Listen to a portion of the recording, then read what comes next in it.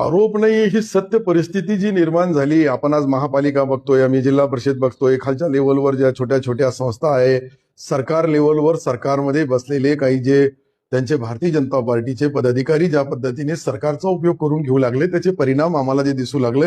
म्हणून मी बोलू लागलो.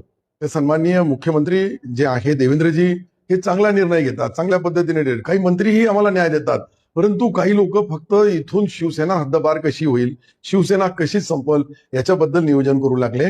जे सन्माननीय एकनाथ शिंदे साहेबांनी त्या काळामध्ये ज्या पद्धतीने सरकारला, त्या जो सरकार होता तो सरकार बदलून नवीन सरकार आणला, स्वतः मुख्यमंत्री असताना त्यांनी जे रात्रंदिवस प्रयत्न केले, हे सर्व लोक विसरले आता. आणि हे विसरले म्हणून भारतीय जनता पार्टीला ए to Z Bharatiya Janata party अशी सत्ता पाहिजे. आज अशी सत्ता पाहिजे असेल तर आपोआप शिवसेना संपल्याशिवाय त्यांची सत्ता ए टू झेड येणार नाही. गल्ली ते दिल्ली काय आहे त्यांचं राजकारण मला समजत नाही. परंतु आम्ही त्यांचे मित्र पक्ष आहे, छोटे भाऊ आहे, ते आमचे मोठे भाऊ आहे. त्यांनी न्याय देताना कुठेही भाजपकडून शिवसेनेवर अन्याय होणार नाही याची दक्षता स्थानिक पातळीवर जे राजकारण चालू आहे याला आळा बसवण्यासाठी विशेष प्रयत्न जोपर्यंत एकनाथ शिंदे साहेब आणि देवेंद्रजी करणार नाही तोपर्यंत याचे परिणाम खाली जी खतखत आहे ती परत अजून त्याला एक आगळा वेगळा रूप येऊ शकतं असं मला तरी वाटतं. संभाजीनगरचा गड हिसकावून गेलाय तुमचा. हे पारंपरिक मतदान जो गड होता त्याच्यावर तर आमचं ही एक खंत आहे का पहिले आमचा जिल्हा परिषद घेतली, महापालिका घेतली, आता विधान परिषद घेतली, नंतर पंचायत समित्या घेणार, नगरपालिका घेणार, ग्रामपंचायता बी घेऊन टाकणार. तर सर्व आम्हाला सत्तेमधूनच तळी पार करायचा किंवा हद्दपार करायचा किंवा अजून काय त्याला शब्द लावणार, माझ्याकडे बोलायला शब्द नाहीये. परंतु ही परिस्थिती गंभीर आहे.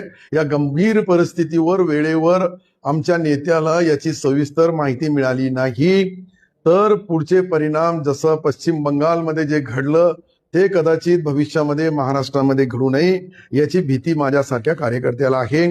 पहिले ममता बॅनर्जी आणि भाजप यांची युती होती, पण युतीच्या नंतर काय परिणाम झाले आज आपण पाहू लागलो. ज्या परिस्थितीमध्ये जे पश्चिम बंगालमध्ये ते महाराष्ट्रामध्ये येऊ नये यासाठी आम्ही आमच्या नेत्याला ही सर्व तंतोतंत माहिती देऊ.